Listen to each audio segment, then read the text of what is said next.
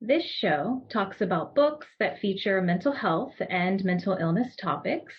There are many books that include this topic, and my hope is that more and more people know about them because they help to decrease the stigma and help people not feel so alone in their struggle. I am your host, Robin Tamanaha, licensed marriage and family therapist. Joining me on this episode is my guest, Jill Johnson Young, who wrote the book, The Rebellious Widow. Hi, Jill. Hello. How are you? Good. Good morning. How are you? I am good and I'm awake. Yeah, me too. Got my cup of coffee. So before we get started, I'd like my guest to introduce himself. So is there anything you'd like to say about like who you are, what you do? I am a licensed clinical social worker. I have spent more than a decade in hospice. I've spent even more time than that in private practice now in Riverside and Murrieta at Central Counseling Services. And I write books about grief and loss. I have some for children. I have a workbook for the grown-ups. And now I have a new book called The Rebellious Widow, as you mentioned, which is all about how you get through the loss of an intimate partner or anyone else, really, the whole process, and then how to get through the grief process and get to the other side, because I am solution focused to the core. I'm a social worker, even more to the core. And between those two things, it's about doing the work and getting to the other side. I also happen to be widowed twice. My first wife died after 23 years, Linda, of pulmonary fibrosis. My second wife was her hospice nurse, Casper. Yes, we have a friendly ghost who was a hospice nurse. And they became very close friends while Linda was dying. And before Linda died, she said, "You need to marry Casper." And I said, "You need to stop." And this is not Fantasy Island, for those of you who are old enough to remember that show. And it turns out she was right. So I married Casper, much to the chagrin and other reactions of some people. And then Casper developed Lewy body dementia, which is what Robin Williams had and why he took his life. And then I married Stacy, the mortician, who took care of both of them and helped take care of Casper. So, yeah, I'm a little dangerous to be married to, but so far we've made it to 7 years, so I think we're clear. That's great. Yeah. How's that for an intro? Not many people can say that. Yeah, that's great. Thank you for sharing that. And love the book. Love the title. What's the title about? Can you tell me? You know, when I was widowed the first time, another LCSW, who's a friend of mine, called me and she said, "All right, we need to go have coffee. You need to understand there are widow rules." I said, "What is a widow rule?" And she said, "Well, you're about to find out because they're going to be laid all over you and you're not going to be expecting them. So I'm going to warn you because widows need to pay it forward. So those who are widows listening and those who are about to be widows listening, listen up. There are widow rules." We met for coffee and she said, "You need to understand you're not allowed to say your loved one's name, except you should say their name. You should not smile too much, but you should smile because it's going to make people feel bad if you're not smiling. You need to make sure you don't make any changes for a year or more, but you need to make the changes you need to make. You need to definitely never be seen going out with anyone in public in your city for at least a year. If you are going to actually go do something with someone, go to another town." And I mean, there's about 10 of them altogether. And basically they are Whiplash City. You're not supposed to make other people feel bad, but you're not supposed to be too okay. And you're not supposed to have great boundaries because other people need to help you. And this is particular to widows. It also applies to women who lose children. There's a sort of a taking away the power of those folks in their grief process because they're supposed to need support. And they do need support, but they need to have support on their terms. So the Rebellious Widow is all about when you're a widow, you have to do it your way, or you're going to end up doing it other people's way, and you're going to give up how you do the rest of your life. Wow. That sounds so confusing. All those rules, like mixed, like how you said, whiplash. Because I'm like, it was like mixed messages to an extreme. Oh my goodness. To an extreme. Yeah. The biggest part of grief, other than the saying goodbye and the finishing up, is setting boundaries. Mm-hmm. Because if you don't set boundaries with the folks around you and they love you, they don't do these things to harm you or to take over. they do it in the best interest, but most of the people setting the rules have never walked the walk. I've never met a widow who has tried to tell me what to do other than to not listen to other people telling me what to do. So widows know. Yeah. Yeah. Right? And Yeah. moms who've lost children, if they've worked through it, they know. Other people who've lost people do know. But when you lose a parent, it's a different loss. When you lose a sibling, it's a different loss. A best friend, it's an unmarked loss, and a different loss. People don't try to tell you what to do. But when you lose a parent, they try to tell you what to do with their estate more than anything else. When you lose a spouse, it's all about you got to be told what to do. Yeah. And that's just not fair. And it doesn't allow people to finish up because you can't finish if you're in the middle of trying to follow everyone else's stuff. Yeah. So that's what it's all about, being rebellious in a positive way. Yeah. And so is that who the book is intended for? Like kind of more strictly spouses or partners, or? I wrote it because while they were both dying, I wrote blogs. And I did that because I was already setting boundaries. I didn't really realize, even as a therapist, that's what I was doing. But I got tired of all the phone calls and the emails and the I have to know stuff. So I wrote a blog, not daily, but very frequently, about what was going on, how things were. I also wrote blogs that were educational based on things that had occurred. So things like what never to say to someone in the emergency room in the hospital when someone has dementia, what never to say to a grieving person because you will never be their friend again, right? Those things. But when I finished and when they were both gone and I sat back and looked at it, Stacy looked at those blogs and said, those blogs have helped a lot of people. One in particular that describes Lewy body dementia has been passed around the world, and it's helped, as far as I know, at least 9 people be diagnosed correctly. Wow. Who've been going doctor to doctor to doctor to doctor, because that's a hard one to diagnose.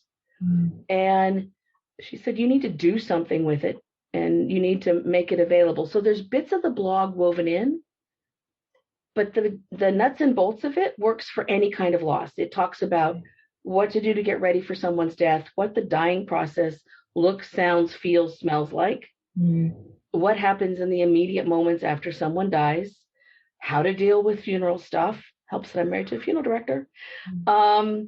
And then also how to do the grief process in the way that I do, that's solution focused. It does have a bent towards intimate partners because I wrote it and it was written that way, but anybody could use it. Therapists can use it in helping their clients. Therapists can use it if they're expecting a loss of their own. And right now with COVID, anybody can use it because it describes what's happening to the person who's dying, and it describes what's happening to the person expecting the death. It's different right now with COVID, but it's applicable. And then the grief process is very much the same. Yeah, yeah.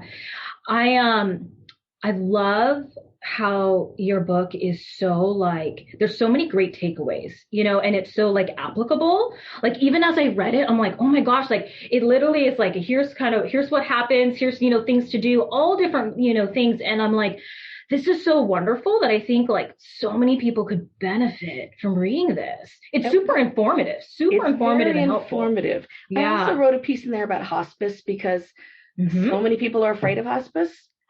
And right now, particularly with COVID, you know, people who are sick and don't have COVID don't go to the hospital. They're trying so hard, but they're afraid of it. Yeah. And they've been afraid of it since I started doing hospice. And I started doing not hospice, but basically end of life care when I was the first social worker for the Inland AIDS Project. And that was a very long time ago because we didn't even have AZT at that point. Right. So everybody was dying rapidly for the most part.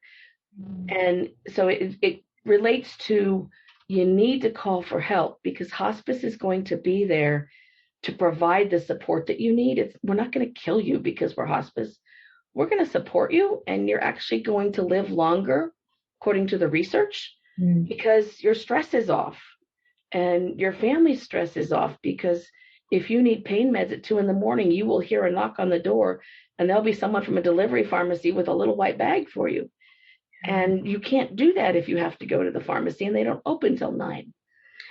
Yeah, let's talk about that, you know, because I think that's an important topic in that there's maybe some misconceptions when it comes to hospice, or a lot of feelings that kind of, go into that. So, what's your take on that, and kind of maybe even some individuals and maybe struggling with like, connecting with hospice, or maybe, kind of reaching out? What do you think about that? Hospice is scary because people have associated it for decades with, if I call hospice, that means my loved one's going to die. I'm giving up on them. Don't use those words, folks. If they are end of life, don't say those words to them, because they're tired. And people who are dying generally know that they're coming toward the end of life, even months out. But when they hear their family saying, don't give up, fight, fight, fight, right? We do that with cancer in particular. We've got all these phrases and slogans around cancer. It's not giving up. It's, I can't do this anymore, and I need you to support me in that. So hospice, you can call yourself. You can actually call your local hospice. In California, if you're listening to this, we have lots of hospices. If you're in other states, you may only have one hospice in your area. But the hospice can send out someone to do an assessment for you. And then they can call your doctor and tell them it's time. If you tell your doctor I want hospice and they don't, you can go backdoor and get to it and at least be told that you're appropriate or not appropriate at that point.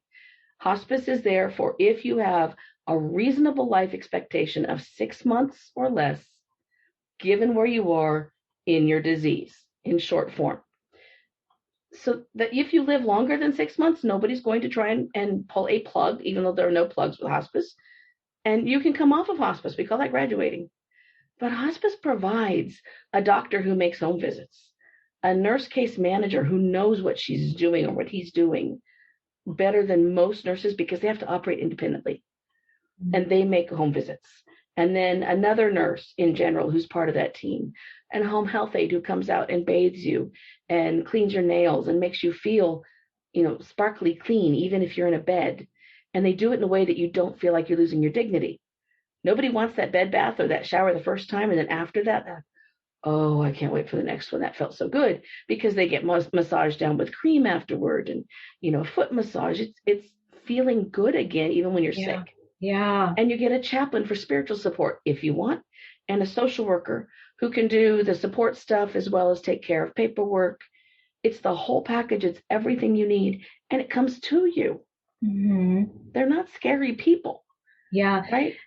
It sounds so helpful in so many ways. It is. And then also helping the person's experience too in those moments. It just sounds like great support for the individual and for the family, actually. It helps the person who's dying get ready to die. Yeah. It helps the family talk it through. I've done a lot of leading of, we do sometimes circles around the bed where everyone tells the person who's dying what they're always going to carry with them. And then they get to say goodbye. We do, if the person who's dying doesn't want to do it, you work with the family. I've sat on the floor with crayons with, 12 young grandchildren with grandpa in the bed, and we've drawn pictures to tell him what we'll never forget about him and share them with him. When I was in Florida, we had a school teacher who died, and she was that teacher in that elementary school. I think it was like second grade, third grade, something. And that school arranged to bring all the kids to the mortuary the night of her visitation, but they got there 2 hours early. And I met them there with crayons and pens and paper. And we sat not right in front of the casket, but not too far from it. And the kids who wanted to look at it could, and the kids who didn't stayed back. And we wrote letters or drew pictures. And some of the kids went and tucked them in with her. And some of them had their little friends do it, and some of them had me do it. And then they shook the family's hand and told them thank you for their teacher. And they went home. That normalized death for them, and it let them say goodbye. And hospice is that. If you've got a good hospice, they will go above and beyond. In normal times, COVID, it's a little different. But even with hospice, even with COVID, they will go above and beyond to make that dying process as okay as it can be. Yeah, that's wonderful. It's okay that someone's dying. One of my favorite hospice nurses, Jenny, said to me, because I said, this is just too hard. Casper's death was very difficult. Lewy body dementia at the end is very difficult. So this is really, really hard. I've done this before. This is hard. And she said, this is when you kind of look at it as, this is what we got. So this is what we got to do with it. and we're just going to do what we can with it. Definitely. And that's hospice. Oh, that's wonderful. That's amazing, though. That was what was facilitated for those kids. I think, and how powerful that is, because when it comes to kids and like death and talking about it, not everyone, they don't always get that opportunity sometimes, Right. And so the fact that they got to be a part of that experience and do that is like amazing. Actually. It is. And the book has some things about kids in it, because I had kids who were young teens and then older teens when both of my wives died, since they died 3.5 years apart. And so we had to get them ready. So it's got some practical boots on the ground, how to make sure that if someone is dying in your house and you've got kids too, like assign a grown up to each of the kids that they trust, so that you can put all your focus on the person who's dying, and they also have someone who will catch them if they don't come to you. Right? If one of them splits and goes someplace, somebody else follows them. Right? Yeah. And how to get them ready for that. Yeah. That's amazing, because sometimes too, like there's so much like, gotta, keep it together. I gotta juggle all these things, so much responsibility, keep doing what I'm doing and then more. And so I like that, it's almost like some people feel like they need permission too, in some ways. And it's like, no, this would be so helpful. Like, it's okay. This is helpful for you and your self-care too. The person is going to die no matter what you do. And I don't mean to sound crass, but there was no way out. Linda was going to die. Casper was going to die. There was no way out of this one. So you have to get ready. And if you take everything on, you just can't do it all. I was working full time. When Casper died, I was working full time for hospice and doing private practice in the evenings and weekends. And I had teenagers. So you got to have help. I assigned telephone calls to one person. I assigned the kitchen to somebody else. Each adult knew which kid was theirs for each death. There was a plan for after they died that the kids could be there, and I wanted the kids there. And there were lots of people there. But then afterward, they go out for ice cream, because their kids don't need to see the image of someone they love being put on a mortuary cot and being taken out of the house. I'm okay with it, but it's not a great image for kids. And when I work with kids who've lost someone, that's an image that's indelible that they can't get out. Right? So you got to have all the things, and you got to have help. You have got to have a tribe or a team when someone you love is dying. Yeah. And if you know someone who's dying, make sure you're part of that team. Even with COVID, you can do it from outside. Yeah. And I wonder too if even for the loved ones or friends or the support community, if it would also help to know, like, if it's like, okay, I know this particular task or this particular thing would be helpful, because I wonder if some people kind of maybe are unsure, like how to help or what, what it is that they could do. I always hear like, which I've heard a lot about, like, it's not so much the helpful thing to say, but like, oh, let me know if you need anything. Oh, those are the worst words in the world. But, and so it's kind of, and even through that, it's like, they're saying like, I don't really know, like what, to do. What I need is someone to bring me matzo ball soup. Yeah. Right? There's a therapist who does amazing work, but she also makes amazing matzo ball soup. So I called Nicole and said, I need the matzo ball. And she brought it. And I need someone to come run laundry, because there's a lot of laundry when someone's dying, especially if people are there. When I realized we were end of life for both of them, we got on Craigslist and found newer, comfy couches and chairs that were the right height for a hospital bed. So that Linda died in our living room. People gathered in the living room. If you're reaching up, I mean, this really is nuts and bolts. You're going to hurt your shoulder. I have permanent damage to one shoulder now. So you want to make sure you've got furniture that's the right height.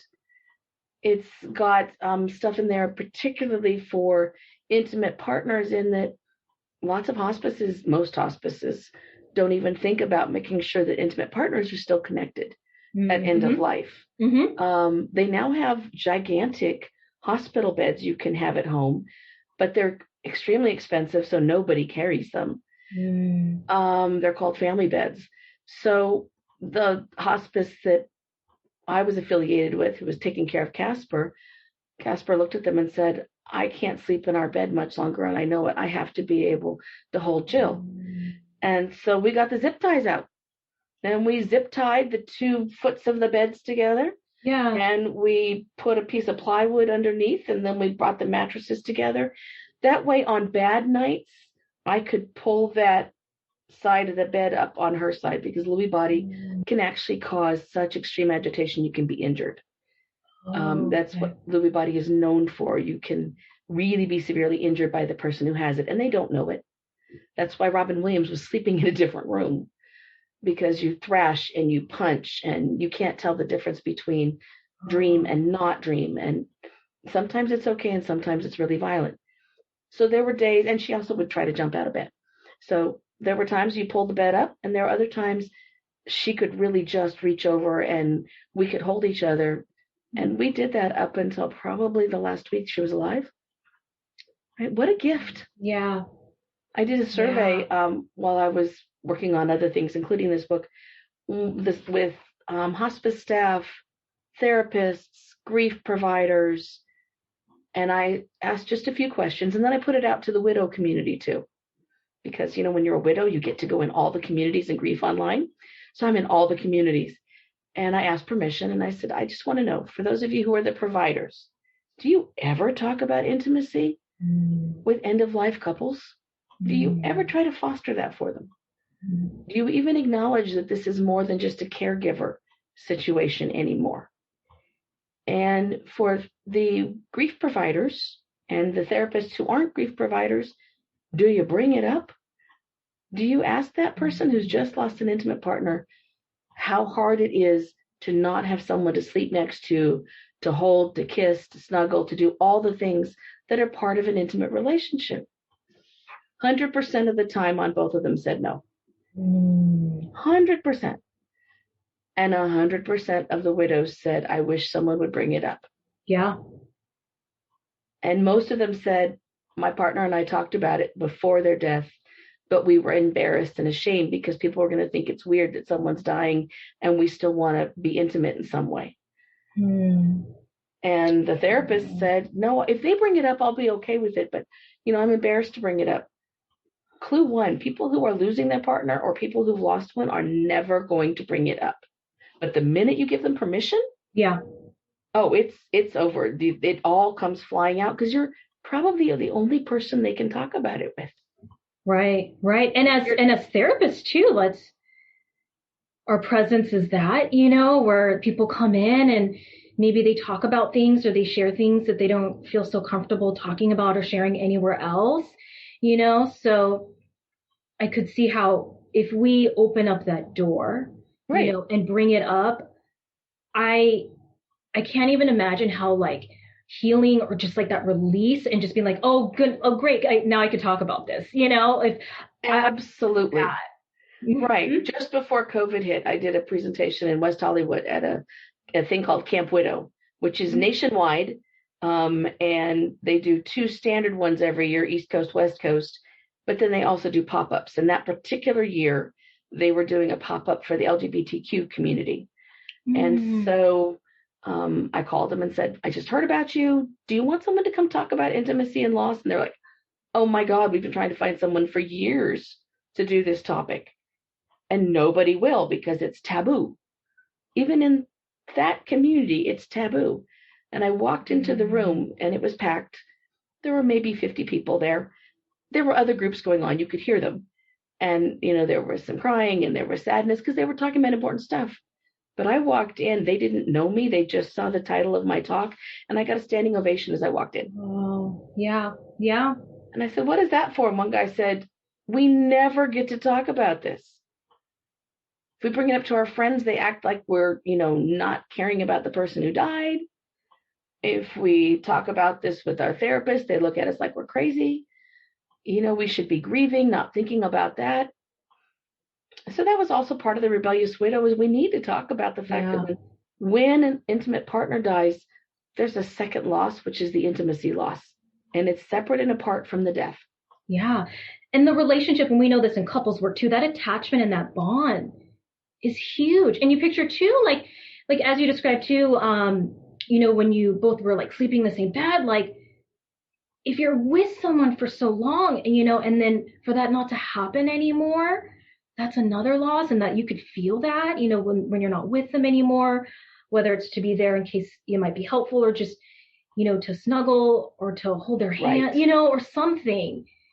That's so huge. It's absolutely huge, which is why I said if someone's going to die in your house, get the right furniture, right? Because you need to, even if it's your mom, you want to be able to, slide your arm under her head on a bad day and, stroke her face and, say, I'm here for you and I'm going to miss you, but I'm going to be okay. You can't do that if you're 6 inches below them and your shoulder is screaming in pain. There is a lot of just practical stuff that comes with taking care of someone who's dying. Yeah. You got to make sure that the house is taken care of and you're eating and you're getting a cat nap here and there. I'm not going to tell you to sleep normally because you're not gonna, but that kind of thing. Definitely. So it's got that stuff in there. But when you are talking to someone, if you are a therapist or a BFF or a chaplain or a minister or anybody, ask them what it's like. What is it like to wake up in the morning and realize that they're dead all over again? That's the first thing that a widow or widower realizes. And it's for the first 2, 3, 4 months, that's an every single morning experience. And you don't have that experience if your mom died. Because, when you're our age, you don't wake up with your mom next to you, I hope. It's similar for parents of small children who have died because their first thought when they wake up in the morning is go check. Yes. Yeah. Right? So their first thing is the jolt up. I didn't hear the alarm go off to go do the blah, blah, blah. So it's similar. So we need to be able to identify with those moments with them and bring those moments up. You can use humor. Humor is awesome to do this stuff. I'm not going to. Humor is important.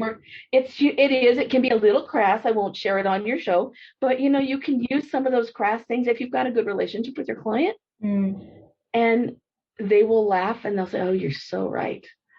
Right. So and then they will bring it up easily. Yeah. And you can talk about the stuff, and some of it's just stuff that happened during the dying process that they don't feel comfortable bringing up with someone because they think you don't know.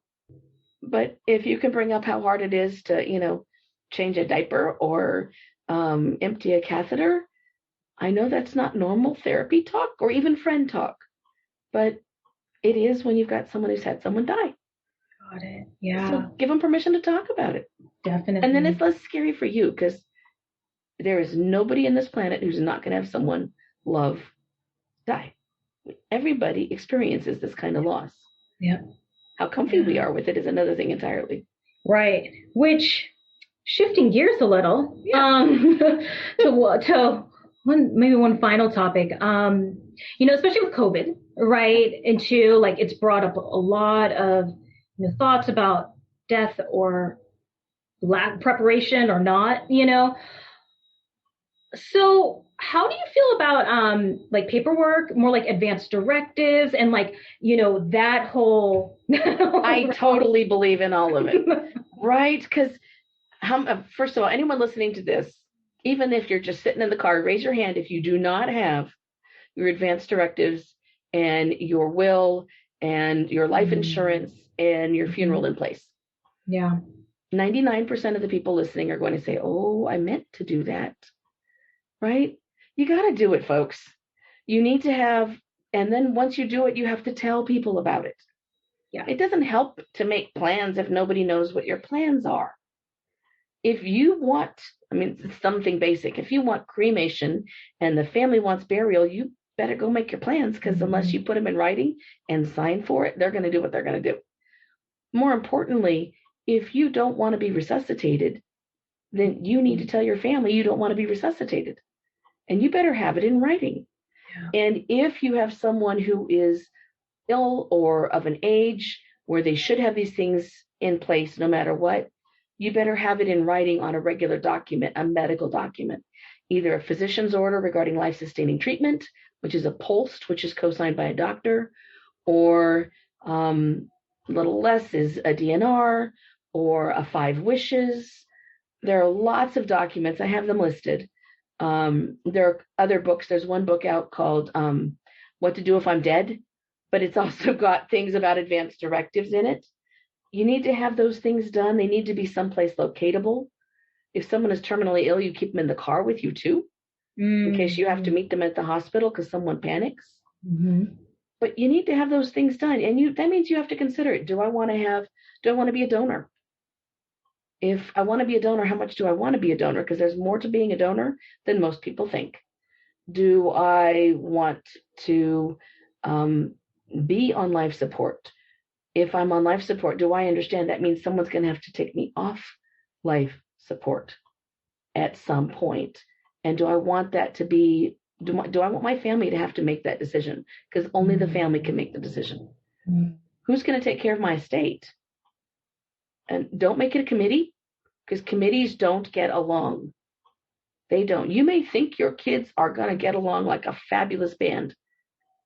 Someone's going to be mad. Someone's going to have their feelings hurt. Someone's going to still be saying this can't be real. And nobody's going to get along, and it's going to end up with a lawyer. So make the plans and tell them, and make one person in charge.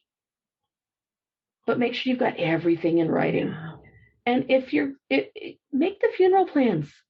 I have a daughter who's not really a daughter, Katrina, and we lost her mom on New Year's Day of 2020. How's that for entering 2020, right? She pre-planned everything. And I was there at the time she died. I was there with her for that last few days, pretty much around the clock. And she said, okay, in this colored folder, in this cabinet, under this line, you will find everything. And I pulled it out. She had what passages she wanted read. She had why she wanted them read. She had a commentary for the minister. She had her obituary written. She had the music, and she had releases from all of the companies to use the music, even though you don't need them for funerals. She had everything planned. She had the coordinates for where she wanted her ashes scattered. Wow. Because she was an outdoorsy person, and she loved exploring the Western United States. She knew which 3 places she was going to go, right? That's going to happen next year. That meant that her daughter, who'd already lost her dad at a young age and now lost her mom, at 30, that meant her daughter didn't have to make any plans. I could put them into play. All I had to do was go buy the sandwiches and the paper products and make sure that we had things ready to go as wished at church. It's a gift when you do those things. Yeah. Right? And you better believe that if I have a church service, it's going to start with what doesn't kill you makes you stronger. And someone's going to say, apparently somebody finally got her. That's so funny. Yeah. It's important. And even as you explained, what Katrina's mother did, I could see how too, it's like in some ways, like that must be empowering too, to be able to prepare that, because I think that's something like people would probably think about anyway. Like, what's this, what would this look like? So then being able to defend against it. But then to put it in plans, that's fabulous. Yeah. Linda was only bedbound for a week. She had pulmonary fibrosis. When she died, she had about 3% of her lungs left. But she was an ER nurse, and she was tough as nails, and she kept going and going. And we had the hospital bed for 2 months, and she said, put it away, I don't want to see it. I literally put it in the living room and put the couch against it, and we put something over it and hid the hospital bed. And then one day she said, I think I'm going to go try that out. And then she never got out of it again. But it was only 1 week. During that week, she went through all of our pictures. She picked all the pictures for her memorial video. She pissed off her family too, because she picked out ones of her with our kids more than anything else, because it was for them. It was their funeral, right? She wrote her own obituary with my business partner, Sherry Shockey Pope, and with my BFF, Wendy Marshall. She put together what she wanted in music. She agreed that I could use the Navy hymn because she was a disabled Navy vet, and that we were going to end with Take Me Out to the Ball Game, right? Because she was a diehard Angels fan, right? But she designed all of it. She made sure everything was in there the way she wanted it. She even in the obituary demanded that nobody wear black because she thought that looked too somber. She wanted either Angels gear or white or colorful. And so we did that, and the whole family, I went out and got Angel shirts and had all of our roles in her life.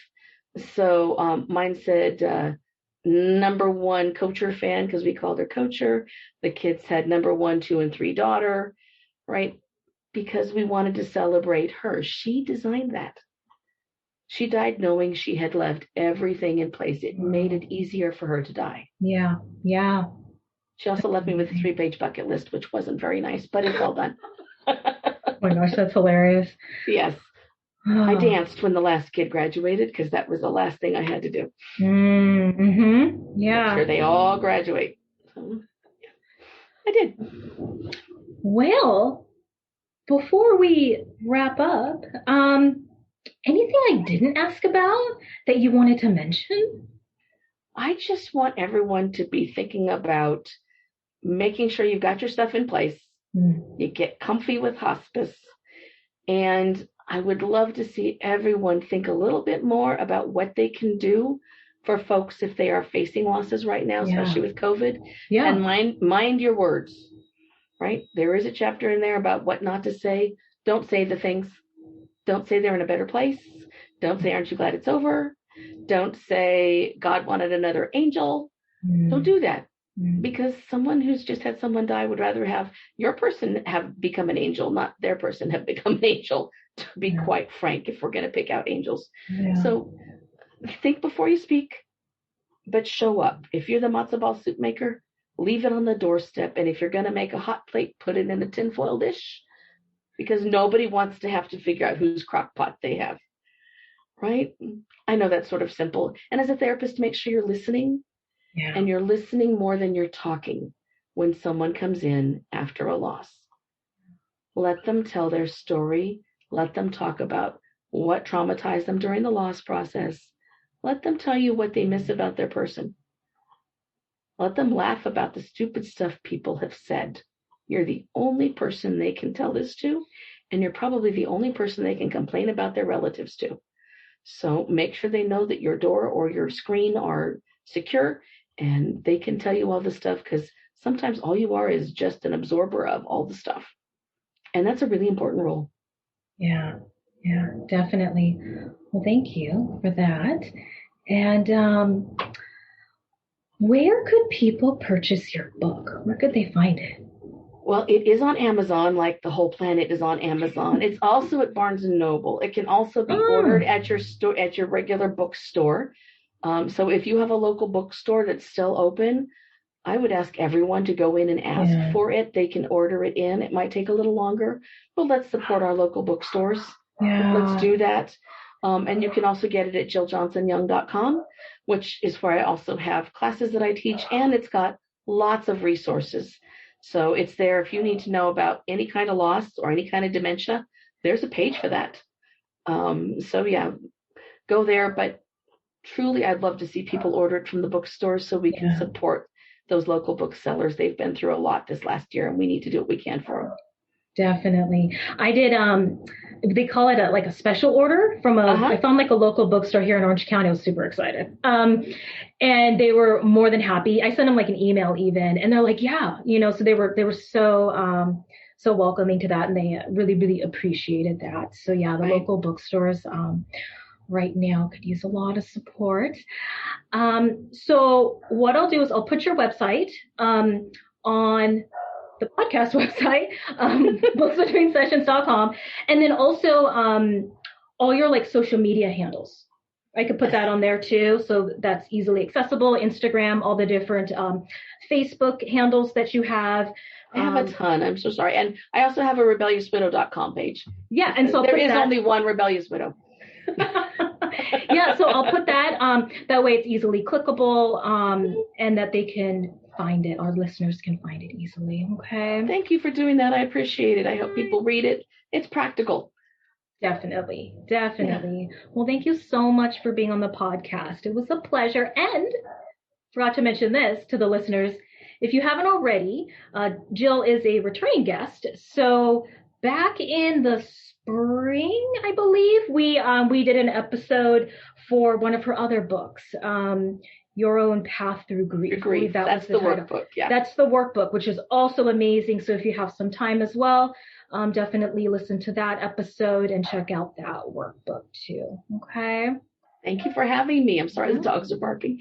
That's okay. Sorry about Roomba, which I could hear it. It didn't turn off. And I could definitely hear the dogs. And I'm like, oh my goodness, the joys of working from home life. Work from home life. Well, take care. Okay. You too. Thank you. Bye-bye. No problem. Bye. Thanks for listening. Hopefully this was informative or helpful. If you think this episode may be helpful to others that you know, please be sure to share this episode with them. Resources mentioned on this episode can be found at the podcast website, booksbetweensessions.com. The social media handles and website for today's guest is listed in the show notes and on booksbetweensessions.com. If you are listening on Apple Podcasts, please be sure to leave us a rating. If you would like to stay up to date, please subscribe to this podcast and follow the podcast Instagram, Books Between Sessions. I post multiple videos and lives every month, so be sure to follow our Instagram so you can see extra content. And if you have any book suggestions or books you would like discussed on this podcast, please send us a message on the contact page of the podcast website, booksbetweensessions.com.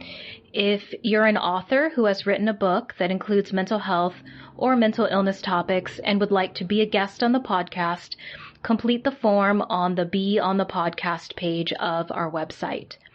Also, this podcast is not psychotherapy or counseling. If you need to speak with a professional, you should find one local to you and contact them directly. If this is an emergency, please call your local emergency number or go to your nearest emergency department.